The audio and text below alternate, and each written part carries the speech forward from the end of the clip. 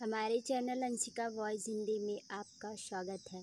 Mister Jaswant जी की 3 औलादें थी, 2 बेटी और 1 बेटा। जसवंत जी दहेज के बहुत ही खिलाफ थे। उन्होंने अपनी इकलौते बेटे की शादी में 1 फूटी कौड़ी भी नहीं ली थी और ना ही बड़ी बेटी की शादी में उन्होंने कोई दहेज दिया था। हाँ, रस्म के रिवाज के नाम पर उन्होंने अपनी बेटी को जो दिया था सो दिया था। जसवंत जी की बीच वाली बेटी देखने में बहुत ही सुंदर थी और घर के काम में बहुत ही निपुण थी। उसकी आवाज़ भी इतनी मधुर थी कि वह आसपास होने वाले भजन संग्रह में भजन गाने जाया करती थी। उसमें सिर्फ एक ही कमी थी कि वो कद में बहुत ही छोटी थी, जिसके कारण उसके कई रिश्ते टूट चुके थे। जितने भी लड़के आते उसे तो पसंद करते, लेकिन उसकी हाइट की वजह से शादी से इनकार करके चले जाते थे। जसवंत जी बहुत ही चिंतित रहा करते थे, लेकिन उसकी पत्नी उन्हें हौसला बंधाती रहती थी। उनकी बेटी अपनी माँ से हरदम कहती रहती कि माँ, क्या मेरी शादी कभी नहीं होगी? मैं कुंवारी रह जाऊंगी। मेरी सहेलियाँ भी अब मुझे चिढ़ाने लगी हैं। मैं क्या करूं? माँ, मुझे जीने की इच्छा नहीं होती। ये बातें बाहर खड़े हुए जसवंत जी सुन रहे थे। बेटी का दुख उनसे बर्दाश्त नहीं हो रहा था। उनकी आंखों से आंसू की धार निकल रहे थे। जसवंत जी की पत्नी ने उनका ध्यान भटकाने के लिए बोला, अरे बाबा, खाने की टेबल पर तो सब लोग आओ।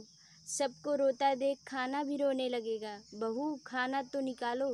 अरे, मेरी बेटी में कोई खोट नहीं। खोट तो उन लोगों की आंखों में है जो मेरी बेटी की काबिलियत को न देखकर उनके कद को देखते हैं। ईश्वर की कृपा से दूसरे दिन सुबह फिर एक रिश्ता आया। लड़के ने कहा, मुझे लड़की पसंद है। लड़के के घर वालों ने भी सुचिता को पसंद कर लिया। जसवंत जी बहुत खुश हुए।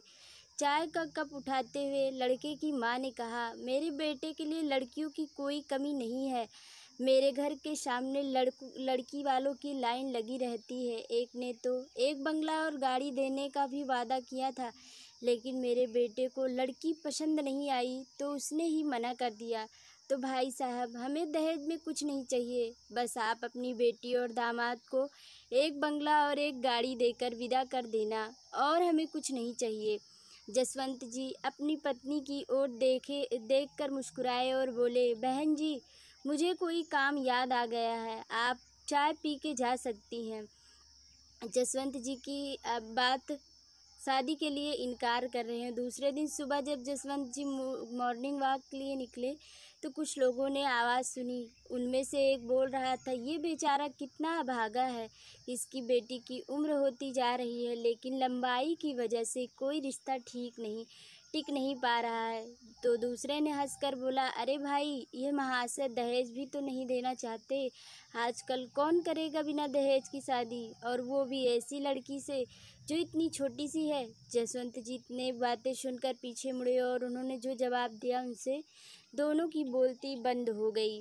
जसवंत जी हंसकर बोले, जग्गू भैया, आपकी बहन भी तो 30 साल की हो रही है। उसकी तो चिंता आपको नहीं है। उसे अपने घर की नौकरानी बनाकर रखा है, जो आपकी पत्नी के कपड़े धोने और उनके बच्चों की सेवा करने। आपकी बहन तो कोई कमी नहीं है। उसके लिए तो कोई भी लड़का आ सकता है। क्या आप हमें बता सकते हैं कि आप अपनी बहन की शादी क्यों नहीं कर रहे हैं? चलिए, हम ही बता देते हैं। क्योंकि आपकी माँ के मरने के बाद आपको एक नौकरानी की ज़रूरत थी, इसलिए आप अपनी बहन की शादी नहीं करना चाहते। दूसरों के घर में ताका झाकी करने से अच्छा है कि आप अपने मामलों को देखें और उन्हें सुलझाने की कोशिश करें। अगर आपको हमारी कहानी अंशिका वॉइस हिंदी अच्छी लगे तो सब्सक्राइब ज़रूर करना, और हाँ, बेल आइकन को प्रेस कर देना ताकि आने वाली नई नई कहानियों के नोटिफिकेशन आप तक पहुंच सके। कहानी अच्छी लगे तो लाइक, शेयर और सब्सक्राइब ज़रूर करना। धन्यवाद।